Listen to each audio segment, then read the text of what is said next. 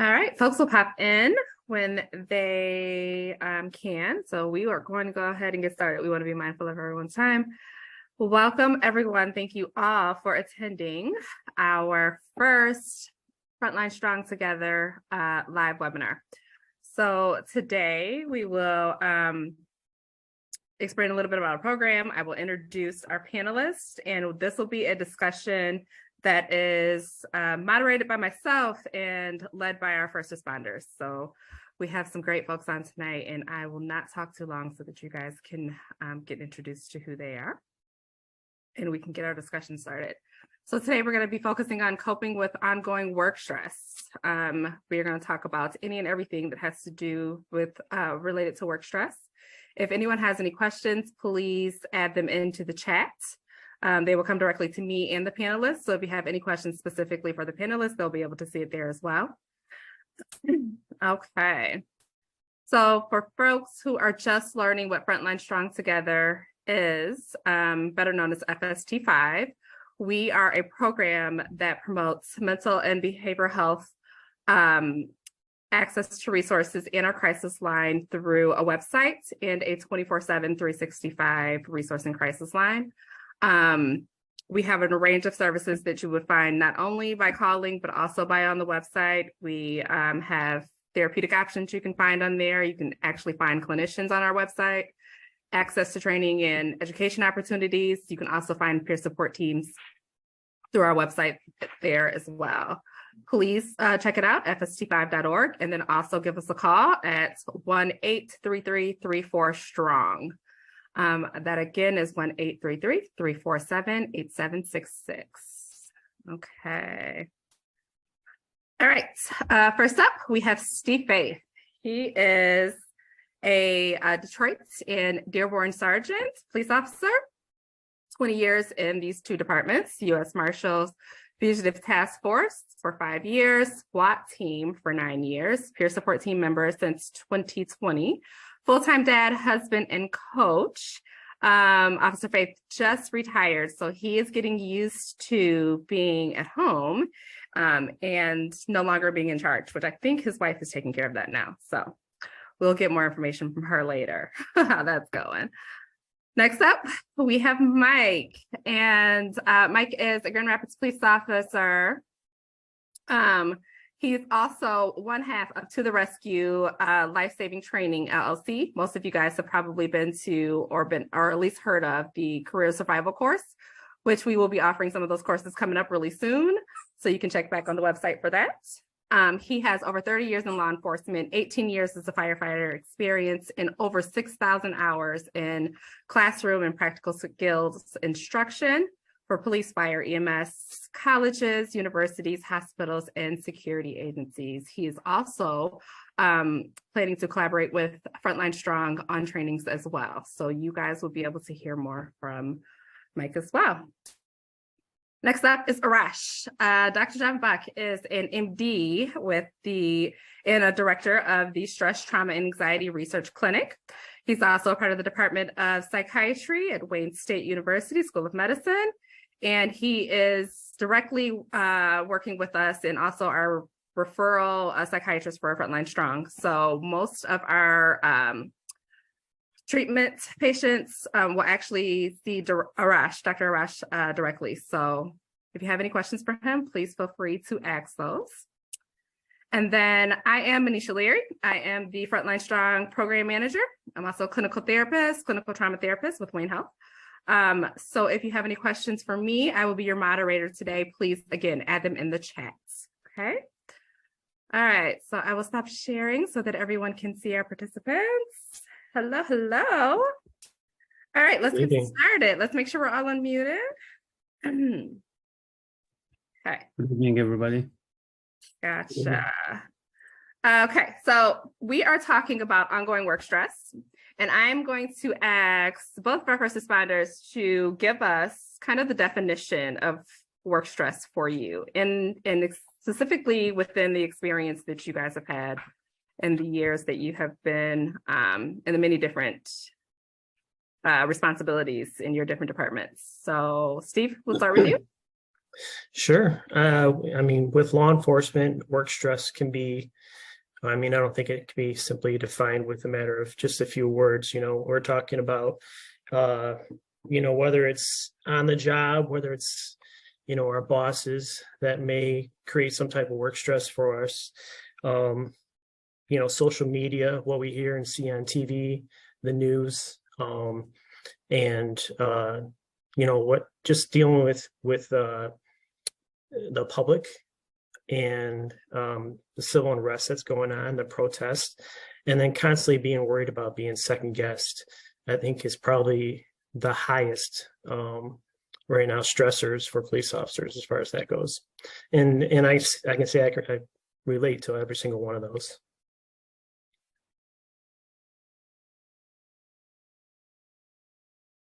Can't hear you, Manisha. And I would say one of the things, over the years, a lot of times you have pieces and parts of your career that can be stressful, but a lot of times it can be other elements that so much of what you can't control.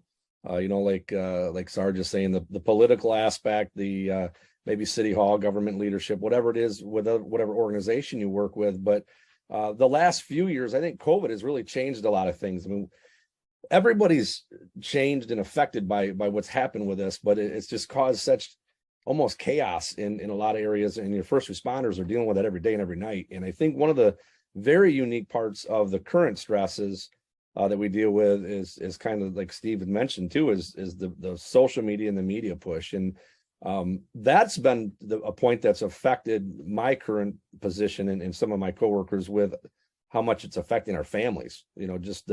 Is this really happening? Is this what you do? Or this is what's happening in the profession? And some of it's media driven, some of it's social media. But it's creating a very unique stress that I don't think maybe we had years ago, or at least to the level we do today. And it's just creating a lot of unique stressors that, the men and women that do this job go to their jobs every day and night and do phenomenal work. But then we have some unique stresses leaving that job and going back into our personal lives. And I think that has a pretty big impact on what's going on outside of the career. So that's where I think personally it's been a struggle for me. Even the last few years with the civil unrest of my own kids asking, well, do you have to go to work, or do you have to go do this? And family members asking about that. And it's just not your day-to-day or night-to-night operation of this job. And it's causing a lot of unique stresses, both for your first responders, but a lot for your families as well. Yeah, that's a good point. I mean, we talk about, we used to be able to shelter our families somewhat from what we did and the traumas that we endured. And in the shelters, we're just not able to do that anymore with everything that's going on and social media and the news being everywhere. Everything's on camera, everything's on video. And we no longer can shelter our kids from what we actually endure and do every day. Just one more thing to add to that too is the unique components of today's first responders, and I'll say this under all of the first responders under the umbrella. Just worried about going out and doing this job and doing what you're trained to do and make split-second decisions, and then what's the fallout going to be? Are you going to be charged with a crime? Or are you going to be in trouble with your organization? And that's across the board, and you're just seeing more and more first responders that just feel like they're walking on eggshells, even though they're doing what they're trained to do in most circumstances.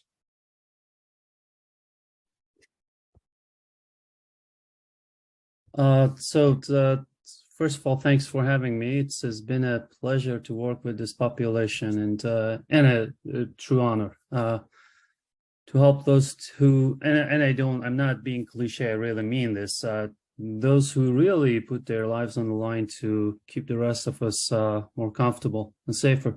So I think what I noticed in what both Mike and Steve said, I didn't notice them talking about long hours. I didn't notice them talking about like a frequent exposure to trauma. What I noticed is to talk about things which are out of control, things that a first responder doesn't have control over them.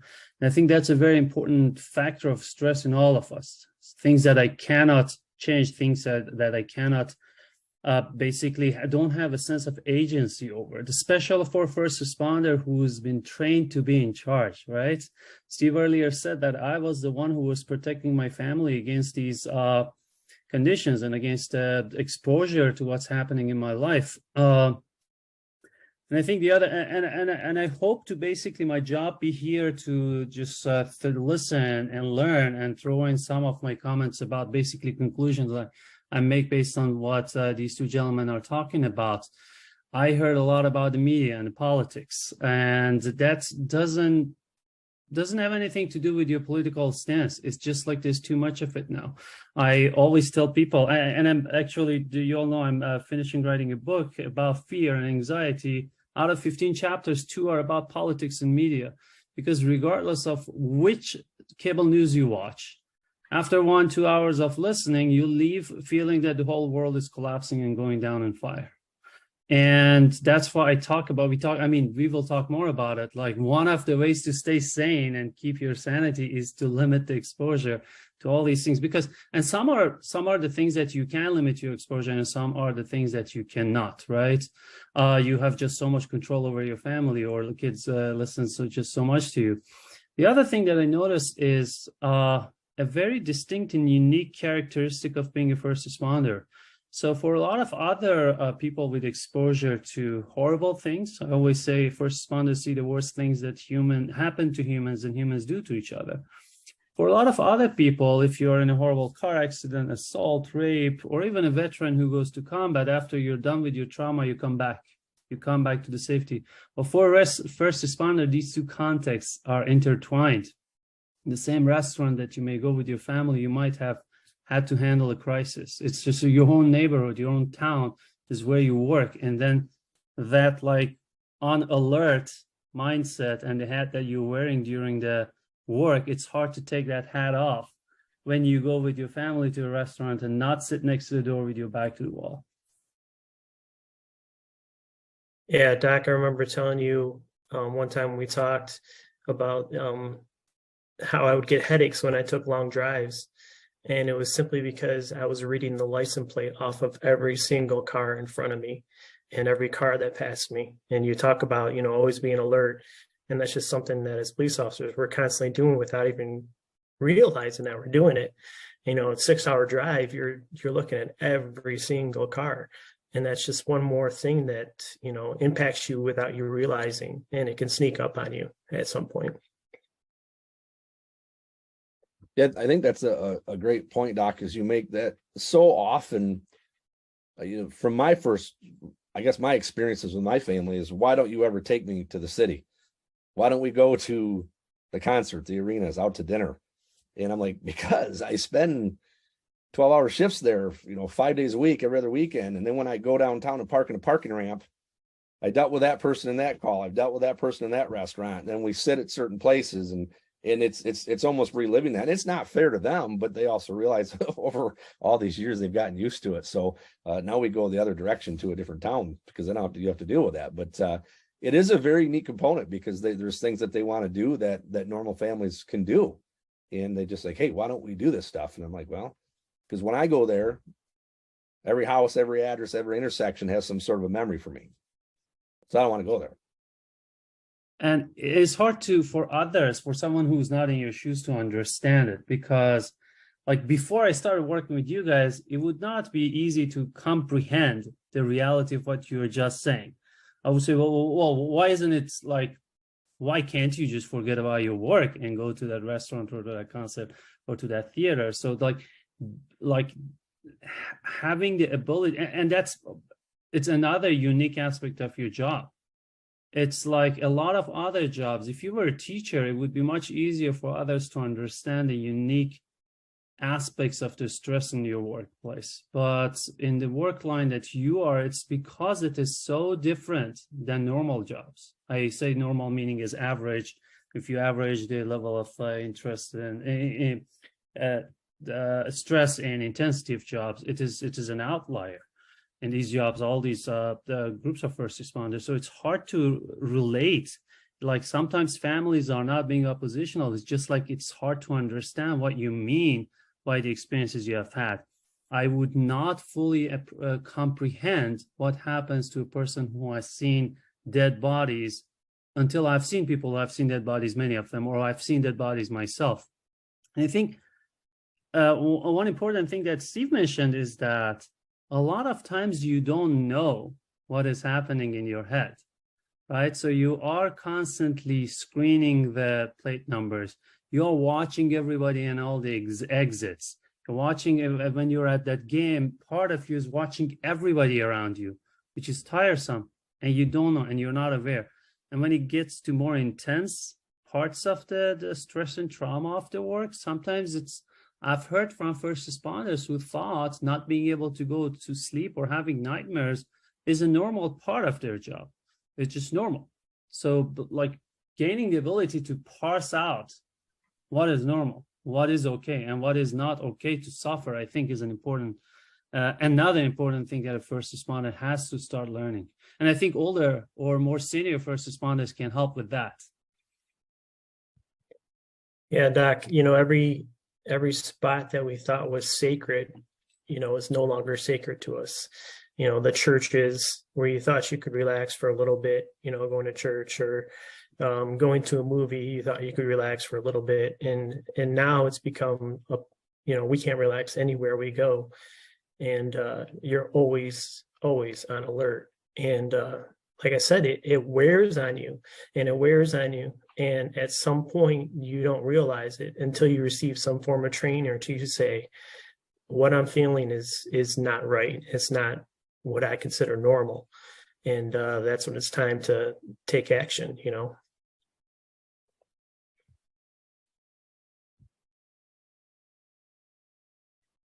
About kind of what you feel like the work stress is now. Can you gauge, the two of you, can you gauge for us how things were when you first started working in the police department and the fire work that you have, the fire experience you have as well, Mike, to where you feel like how you handle your stress now? So gauge like the differences in how you're coping from before to now. Yeah, I think that, it's unique. That's a great question, because a lot of times you don't realize when you're new to this gig, you don't know what you don't know, and when we teach, we spend a lot of time with new recruits right now, but you can't explain it to them because they haven't experienced it. So, you often hear first responders say, man, when I was young, I would have done this job for free. I would have came in and worked extra hours all the time and I couldn't get enough of it. And I think what I've seen, maybe that used to take 10 to 15 years is now taking 5 to 7 years. If I look at my current recruits and some coworkers today than I did when I first started, maybe that 10 to 15 years into this job, you started realizing the stresses were catching up, the cumulative calls for service, the cumulative exposures. But it seems like maybe that's a little bit of a shorter window now with just maybe society's changed, the crime rates have changed. In my career, it's almost been a 30-year window, and I've almost seen the full circle of when I first started. We were dealing with a lot of crime, street level crime, shootings. Crack cocaine was a big deal on the street level, and then you kind of go through some crime goes down, and now it's coming back around and seeing that. But I would say years ago, when you first get into this gig, you've got a very strong A personality, kind of almost control freak that is drawn into doing first responders because you're fixers, you're helpers, you take care of things, you get stuff done.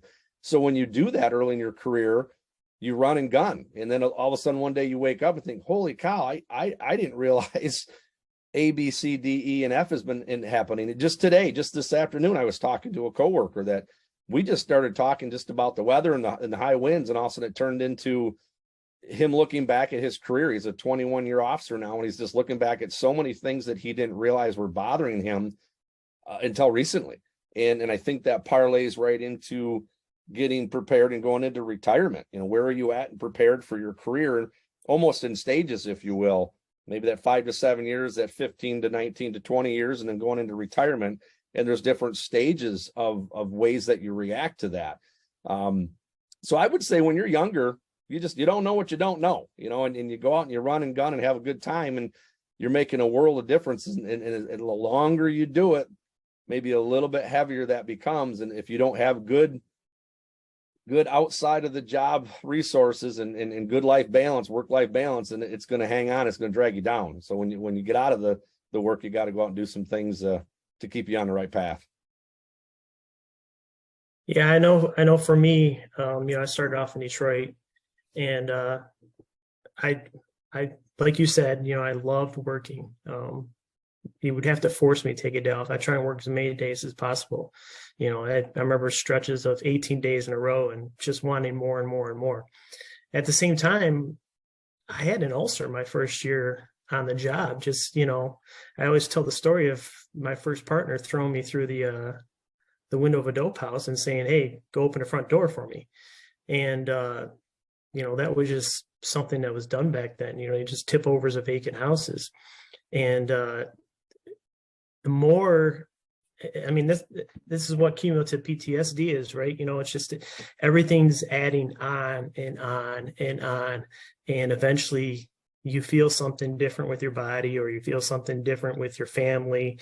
And, that's hopefully what we're trying to accomplish here, is to make you realize that you need to speak up and talk to someone before it becomes, to where you're digging yourself out of that hole. Oh, I'm trying, while I was listening to both Steve and Mike, I was thinking, so both of them are alluding to the cumulative nature of the stress that piles up. And in the beginning, you may not even notice, it may not be even difficult. A lot of first responders have seen everything, have seen it all. And then one thing happens one day that breaks them. And that comes to them as a surprise. Why did this happen to me now? What is going on? Am I weak here? What's wrong with me? Well, the thing is, what is wrong is not with you. What is wrong is the nature of what has been happening. So gradually more and more and more and more, until the last straw basically breaks the camel's back. And then I think being able to find, and I'm hoping that we will brainstorm here with these two gentlemen who have been in the business for longer than some others, what have been the methods and ways they have learned in themselves and others of coping and reducing the impact, and sometimes unloading those straws. And but another thing I noticed was that Steve said that any spot you thought was sacred is not sacred anymore. And I've seen this,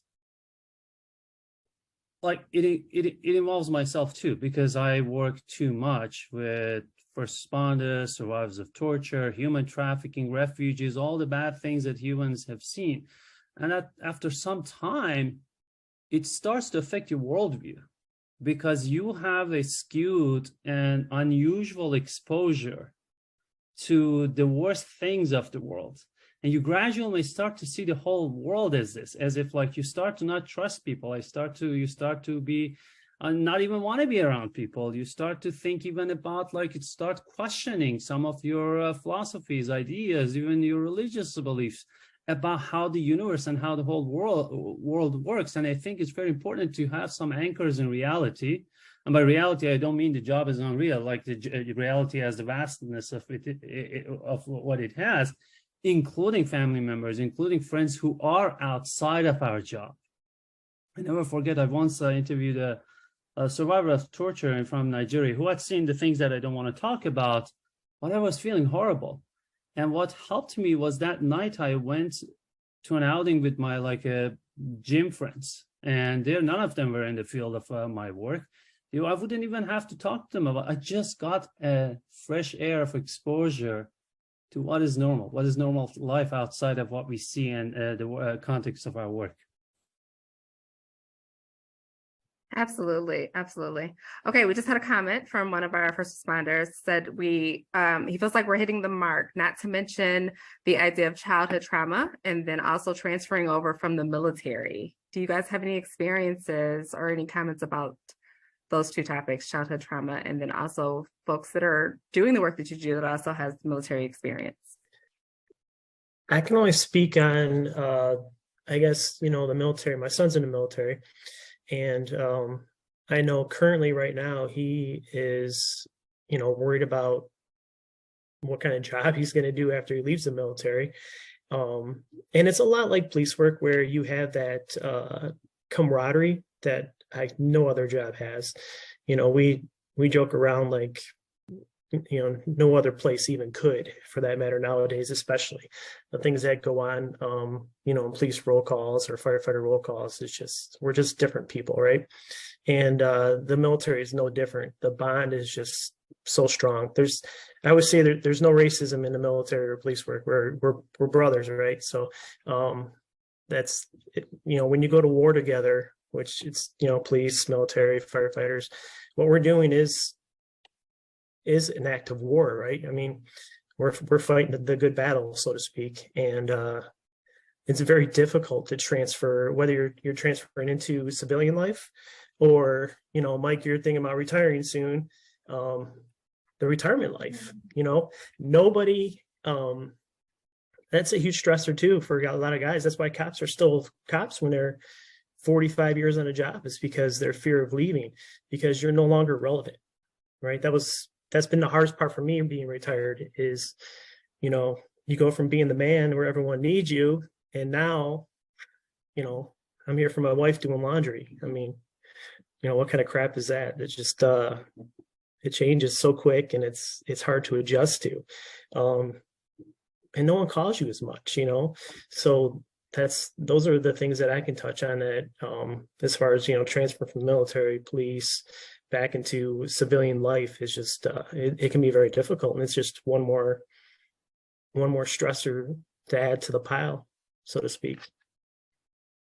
Yeah, one of the things we've done from the military side of things is we've got we'll kind of reach out to our military personnel involved in our peer support team, and we've always kind of had one that's been the liaison between other veterans and utilizing their experiences from military deployments or military assignments, and then now going into the civilian first responder world are very, very different things, but there's some very unique stresses that come with that. And especially if there's been deployments or some of those assignments that military's had, that now they go out into the field and do the job as a first responder. So we've kind of utilized some of our veterans within our peer support team to use them as a liaison. And as far as the childhood trauma thing, I mean, that's a huge point that you've got to understand. You got to teach people to understand that, hey, we're all affected by things differently for a reason.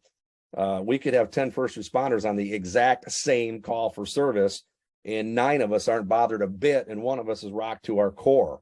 Well, there's a reason for that. Maybe it's something that happened in their childhood. Maybe it's something in their upbringing. Maybe the meaning for that event was different than everybody else on the scene. And one of the examples I've used for many years is we had a coworker who lost a friend to suicide in middle school. And then when they get into being a first responder, and a suicide that has any whatsoever close components to what he experienced as a young child, way before he got into the job, could have a different impact for him than everybody else on the scene. So that goes all the way back to the good doc can explain it, and a lot of people, a lot of background on that from the moment you're a small child, and the way your elementary years, middle school years, high school years, college years, and first responder world, that just builds up the totality of who you are as a human being, and that's your life story. And every one of us are affected differently for sometimes reasons we don't know, but it can most certainly be traced back to something through your upbringing. So that's a very good point. Well, I think it's also sorry, Doc. I think it's so important to be able to talk and recognize that as well with people, that, that one person that it does affect. Back in the day, we used to just kind of blow everything off and, dig the hole deeper. But I think it's so important that, I have a specific incident. We had one of our officers go down, and we did CPR on him, and he ended up dying. And we had the whole, this was back in the day, and they put us all in a room and kind of told us to talk about it. Well, all the guys were like, I'm not talking about this. I'm not bothered. I don't know why they're throwing us in this damn room. I don't know what the hell's going on. And myself, I was thinking, well, I'm kind of bothered by it. The guy threw up in my mouth, the guy died on us, and, I'm bothered by it. And everyone just moved on. And I think it's so important that we recognize that there are people that are affected by different things. And we really need to find out who that is, and reach out to them more, and speak up, and make sure that they're talking to somebody, and check on your buddies is really what we need to get across. Again, I'm learning a lot. And actually, part of my research is childhood trauma. And childhood trauma, first of all, for those who might have had such experiences, I just want to say these are too common, unfortunately. I mean, you guys have actually, I don't have to say first responders, I'm talking about for the rest of the audience, because first responders see it on their job, what is happening to the kids in the society. But it does have a lot of impacts in long term. Even adults, we know adults who have been healthy all their life, but had gone through childhood trauma. There are changes happening at the genetic level. There are changes happening in the systems and how the system responds and reacts to experiences. As Michael mentioned, the way you bring yourself to an incident, and that's why no two first responders or no two people, it's like in the movies when different people come from different backgrounds and angles to the same story, and when they narrate it's a different story from each of us. No two people experience it the same way, because each of us bring our biology, bring our genetics, bring our previous experiences, bring, as you mentioned, I might have lost a loved one or a parent to suicide, and now I see a colleague or a friend to commit suicide. It is very different in terms of meaning for me compared to someone else. The proximity we had, what we were doing. Someone was shot, a first responder, a police officer was shot. The one who was a partner or the one who had their blood under, and these are the things that I've heard from first responders, I'm not making these up. The one who had the blood on their uniform or had to put them in the car and drive them fast to the hospital, they all have very different experiences. And I think it is very important to keep that in mind because of the traditional thinking that you both talked about. Sometimes people thinking, oh, it's a sign of weakness, or I'm weak, or you're weak. No, that's not the case. Each of us have a very different experience of any event. And what breaks me now may not break Manisha, but something else that breaks Manisha might not break me. And I think when Steve was talking about the differences of these two jobs, being a military or a first responder, and when you're done, by being done, either when you come home from work or you come home after retirement, there is the big thing, there is a big void, because this has been filling most of your life. This has been the biggest thing happening in your life, and it's very different than the rest of the things that will be quote unquote normal life. I was thinking, what would be the solution, right? How could we avoid that? We know the pain and ache of the first responders who retire. Maybe one reason that first responders die earlier than others after they retire could be in part this, besides all the cumulative stress and trauma and toxin exposure in some of them.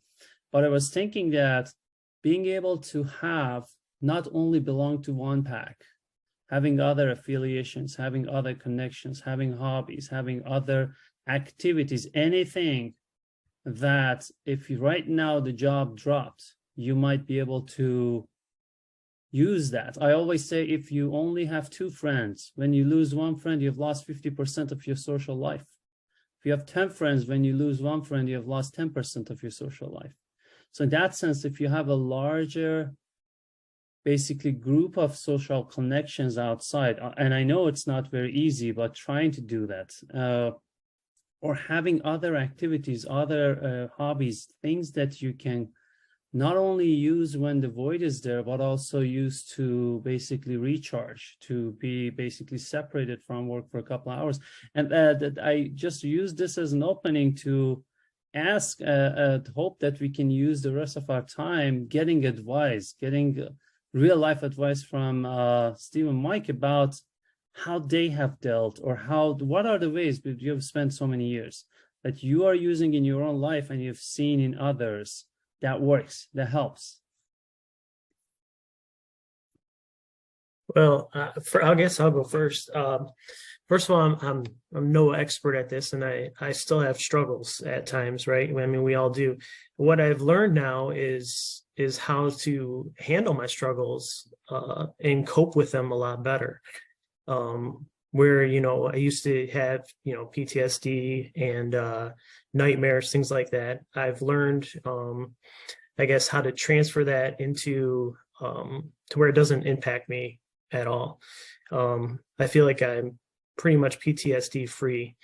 I still have some anxiety, but once again, I've learned how to control that as well. The way I've learned it is number one, I've gotten involved more in the peer support programs, and I've learned that talking about things actually heals your mind. And I'm not afraid to talk or help anybody at any point in time. And that's what's helped me the most, is actually opening myself up to the point where vulnerability, weakness, right? Show weakness, vulnerability, show concern, caring for other people, and it helps so much. When I work out, I feel amazing. When I don't, I know it's a big difference. When my mind's going, whether it's sports, activities, I feel amazing. Involving your family more. I used to keep my family out of everything, work related or stress related. And I started including my wife and my kids in my conversations and making sure, you know, since one's in the military, the other one is going to be a Livonia police officer here pretty soon. You know, helping them so that they build up their minds to the point to where they don't, they're able to cope with these stresses a lot easier. That's been my passion. And now here, hoping that we can help just, you know, even one person with these webinars. That's the best way to cope, to be honest with you. The best way to learn about yourself is to throw yourself out there and be vulnerable. Yeah, one of the things that's been a lifesaver for me is I read this book very early in my career. Everybody needs to read this book. I don't care if you're police, fire, EMS, dispatch, corrections. It says law enforcement, but it has to do with everything to do with a first responder and being exposed to adrenaline. We are different human beings at work than we are at home. And you have to figure out how to balance that, because that's where we get ourselves in trouble in our personal lives. And I've been fortunate through my career to realize that. I have a very solid support structure with an amazing wife. I have amazing parents. So outside of the career has been my outlet per se. Not saying I don't have those communication, those conversations with peers, peer support teams, supervisors, leaders, people I trust within the organization, but trying to find that balance of you're a rock star when that uniform's on. You do amazing things for people every day, every night. You are making a huge impact for complete strangers. But then when we go back into our personal lives, we have a lot of conflict, and finding that balance is going to be key to being successful in this career. The other aspect of that I think is very important is, you know, like Sarge said, Steve, you said, including family, you know, talking more to the wife or the kids. And I made the decision after a lot of soul searching to allow my wife to do a ride along with me. And it was a very unique experience for her, because she realized very early on, I don't like work, Mike. And she told me that I don't like you at work, but you're a different human being when you get home. But then every once in a while, work Mike walks in the door at home. So then you got a little bit of a different balance there. And there's reasons for that. You know, we have to have that strong A personality control freak at work, because we have to be in charge. We have to be in control, because if we don't, people get hurt, and sometimes people die. And that's very, very blunt and very hard to explain that to a loved one. But sometimes we bring that personality in the door with us, and your family's got to walk on eggshells for 3 to 5 minutes to figure out how your shift went. So finding that balance is huge. And one of the other last things I'll say to how I got through this career, I've been very blessed with an awesome support structure, but holding on to the positive. You know, there's so much negative in this job, and we deal with it in negativity and daily doses, and realizing we make an impact, a positive impact in complete stranger's life every shift. You've got to hold on to that. And if you realize that you're walking out, even on some of the worst horrific moments and horrible, horrible calls we go on, at some point, where's the positive out of it? Because our brains will always focus on the negative. And if you can find that positive side of things, it'll keep you doing this job a little bit longer. I think Steve mentioned, did you see that? Steve mentioned about vulnerability and how it really helps him with his coping. So the question is, how do you encourage men specifically to open up more and talk?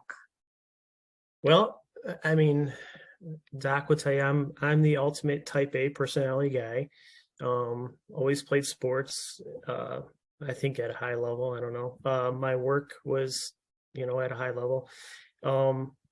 Guys, what I consider myself. For me, it was a matter of realizing that I was on a downhill slide, and, you know, I had to find a way out of it. So a lot of it was, you know, going to therapy and talking to a doctor. A lot of it was going and talking to other people. But really what it came down to was my wife said, hey, it's time to change. like you need to fix this shit, or you know, things are going to go bad for us. And that's really what you know, pushed me to go further. Now, as far as talking to men, I talk to as many guys as I can about opening up, and I have plenty of them that are now coming, you know, have come into my office and talk regularly. And it just starts off with just a normal guy talk. And guys typically, you know, my wife always asks me, well, do you ask about the family or this or that or that? Guys don't do that all the time, right? Guys just say, hey, what are you doing today? And we're very, our conversations are very short and to the point, and we need to find a way to open up more. And I get excited when I talk to guys now about opening up, and I'm seeing it more and more. So there is hope for you women out there and wives up there that are listening. But also be the rock, you know, don't necessarily push them, but I mean, maybe talk them into talking to someone else, and also talking to you, being more a part of their work life. In the end, I think it will help. I know it did help me, and I see it helping other people. And the more you involve your family and your wife, the less excuses you have to take them out of it. So I was listening, I mean, my job is talking, right? So I don't find it difficult to talk.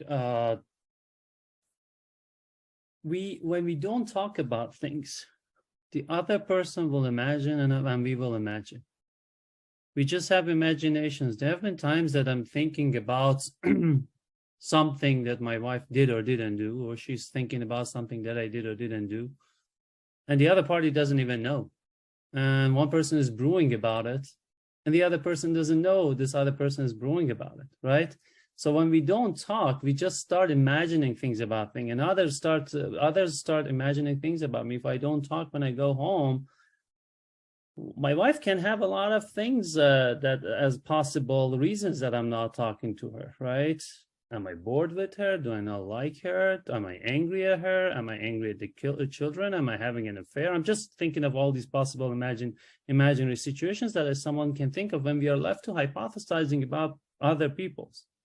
Basically, with the theory of mind, that difficulty with the communication that causes a lot of problems. And I think part of not talking, besides the cultural aspect, is the stigma that we still have in part of us beliefs, whether it's talking with our partners or our work partners, is a part of us believes that this is something bad. What I'm feeling, what the pain I'm feeling is something unique and a sign of weakness in me, and I shouldn't share it with these other people.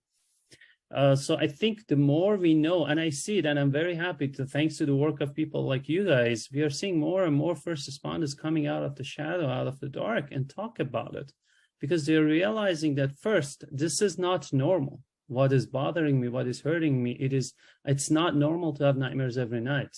It's not normal to have to drink myself to feel calm. And then they hope that, oh, it seems like there are ways to deal with it. It's not a cancer that I'm having. We can handle this. We can fix this. And the other thing that the important thing that Mike mentioned is not forgetting the positive. And I always say, especially in the lines of job which are stressing, the jobs that take all of our life. Basically, your job, and including my job, is taking my life. At the end, when I retire, I've spent most of this only one unique opportunity I've had for living in this business. And I'm doing it for a reason. And I think we have to sometimes pick up that compass, internal compass, and polish it, and remember why we are doing what we are doing. Because there are people who will hate us. There are people who may spit in the face of a cop. There are superiors who you may not like. Or like having difficulty and they don't understand you. There are times that you are sleep deprived, you're tired, you're beaten, you are punished unfairly, all these things. What helps in those times, or the time, as you said, you do a CPR on an infant and you lose the infant. That is that internal compass of why I'm doing it. And I'm not, again, trying to be cliche, because I'm not that kind of person. But you are doing something very important. Each one of you have done things in your life as a result of which there is a person still alive walking. there's a person whose children are happier. And these, I think, are very important. When you lose something, when you fail in something, and you keep thinking and ruminating and brewing over it, well, you got to remember that you're also in a business. When you, the example I always use, what's the chances of a CPR being successful in the hospital? Not even where you guys do it on someone's balcony, is very low. So in those cases, you got to first of all remember that you are still doing it. It's like doctors who do cancer treatments. Not all their patients survive, but they are doing a lot. They're changing a lot of lives. I think that sometimes what gets lost, and this drives me nuts lately with the training that I've gone to and the people I've talked to, is that why do we have to wait until we have these stressors or incidences before we talk, right? And I hope that this reaches academy classes and this reaches younger officers. The purpose of talking to other people and expressing your emotions is to strengthen your mind, right? So that when trauma hits, your mind is much stronger.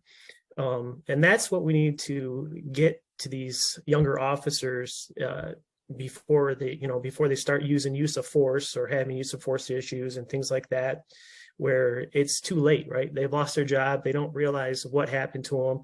And all of a sudden they're like, well, this stress, this added up. And before I knew it, I punched a guy in the face, right? It's so key to start talking about your daily activities right from the get-go. It doesn't make any sense anymore nowadays not to. You have people in place.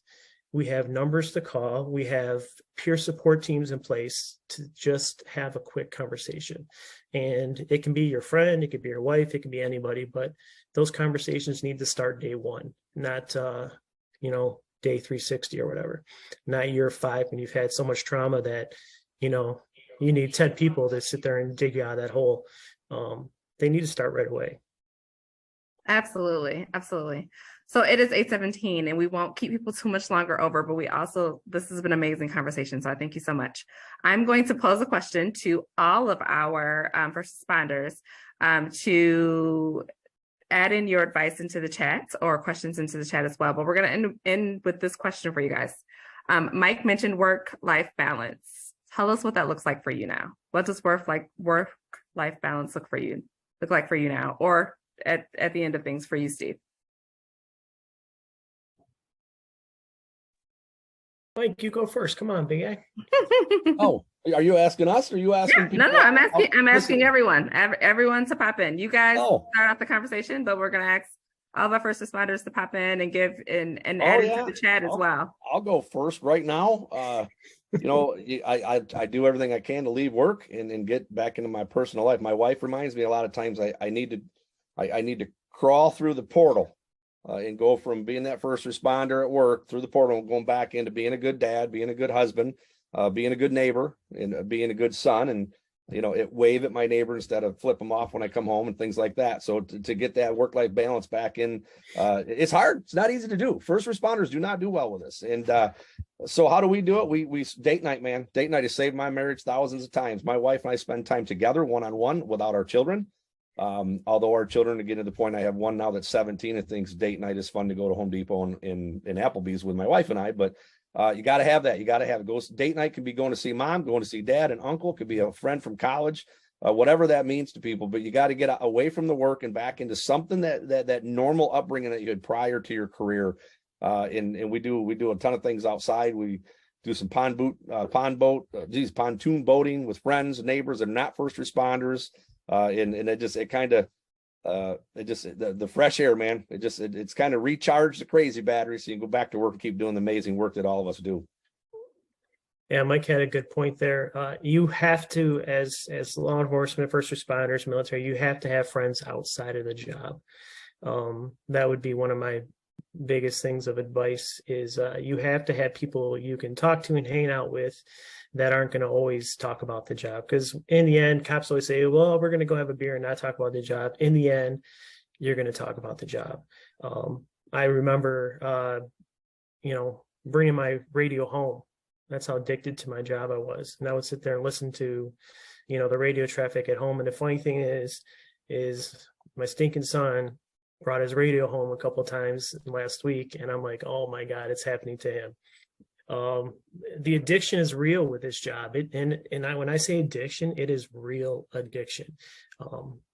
It's not just about helping people and saving people. It's just about being there with the group of guys that you're with and being a part of something special. And it's so hard to step away from that. And like Mike said, the key is your family, and whatever your family is, that's the key, is to stay with your family, hang out with them a little bit more. The date nights are a great idea. Even if it is Home Depot, there's been plenty of times where me and my wife go to Home Depot and just walk around, or just take the dog for a walk and get some fresh air, like you said. It's getting away from the job and the people in the job is a must. You have to have friends outside the job.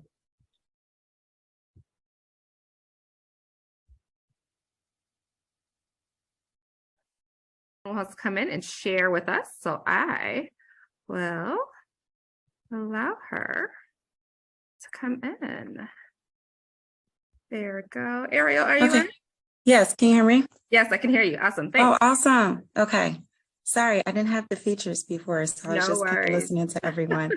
First, thanks for having me here. I love that you all shared your experiences and was very open to having these discussions. I did see, I believe it was Steve who brought up the book, Emotional Survival for Law Enforcement. Great book. I am not a first responder per se, but in a sort I am. I work for the Frontline Strong Crisis Line. And I also host group sessions where we talk about things like this, coping with stress and anxiety I host. And then we also have open discussions as well. So I just wanted to introduce myself. I definitely can provide additional resources. I know you guys talked a lot about, the things you found helpful, which is, it's great to talk about these things. And someone did mention the classes that I took, they did encourage first responders at this point to have those discussions, especially before the trauma even kicks in. And that's what we're here for on the crisis line too. So I definitely wanted to just kind of bring that to the floor as well. And if you guys need any resources in regards to like the group sessions we host, like in addition to this one, and then the crisis line telephone number, we're trying to get the line out. I don't know if your chief in commands have shared that with you, but we have that as well.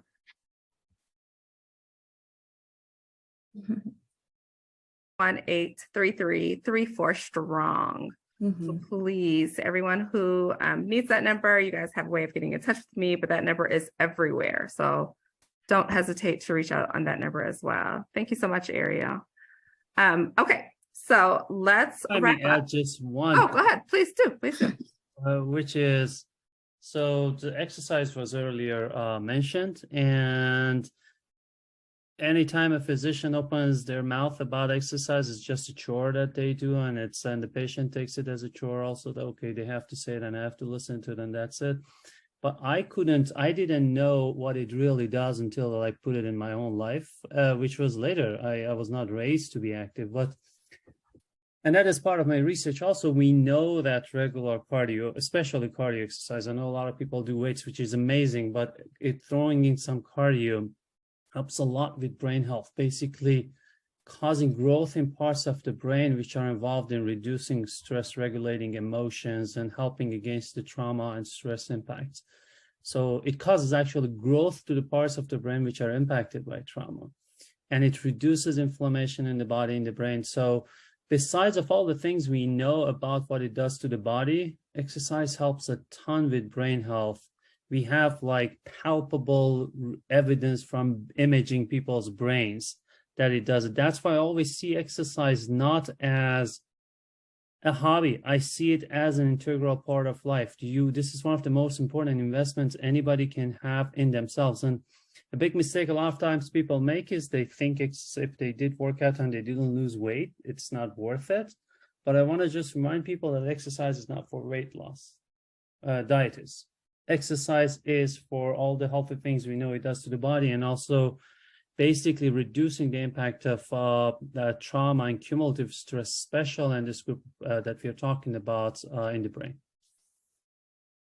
Amazing. Amazing. Awesome. Okay, so this has been a great time. We will not keep folks too much longer, but I'll let both Mike, Steve, and Arash give last thoughts, and then we will wrap up. If there's any final questions, please shoot them into the chat now. All right, Mike, your last thoughts for coping with work-related stress. Well, thank you for first of all just having the opportunity to talk about it. I mean, that's key. That is the key, is just having some communication about the group of people that do this work are amazing human beings. But I'll tell you, if you don't have a way, an outlet, some sort of an outlet, and you just keep shoving this down and shove it down, it will come up. I guarantee it will come up at some point in your life. And if not in yours, a brother or sister responder around you is going to need some help. So just having communication, it's so important.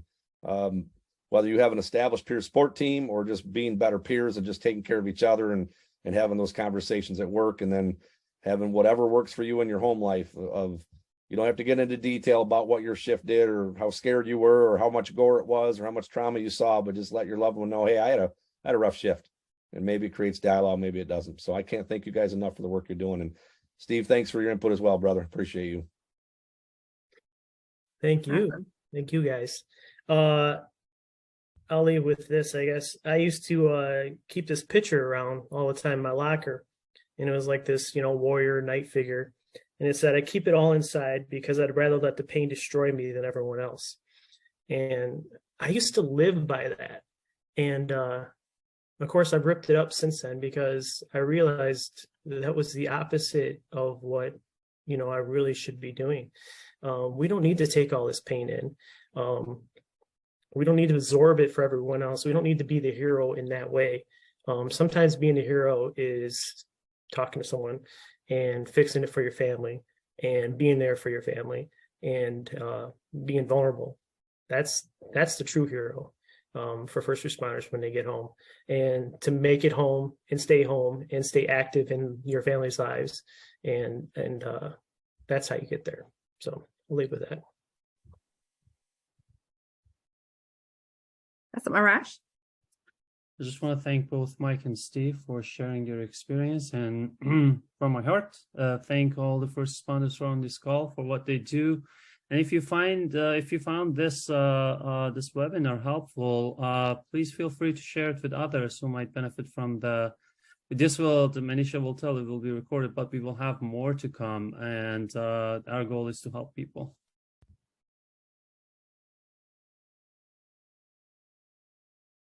I'm hoping that people were able to get a lot from this first webinar that we are hosting. We will have these every month. We're going to be hosting different topics. We're going to have first responders and their families on. And then eventually the moderation will go to our first responders. So if you are interested in being involved in these webinars, please don't hesitate to reach out to me. Awesome. And then if you're also interested in any topics, shooting us any topics, we'll be doing this for at least once per month. And then some months we may need to pop in and have a part 2 of a webinar or an ongoing one. I want to give a special shout out to Mike and Steve, you guys will see often, actually. They have so much insight that we will have them for other webinars and podcasts as well. Thank you so much for joining us today and giving your expertise and being vulnerable enough to even just talk with us today. This has been truly amazing. And so if there's anyone else that you guys talk to that would like to be involved in this, let them know as well. Again, we are Frontline Strong Together, better known as FST5. You can contact us at fst5.org. You can also give us a call at 1-833-34-STRONG. Again, that number is 1-833-34-STRONG. Thank you guys so much and have a good night.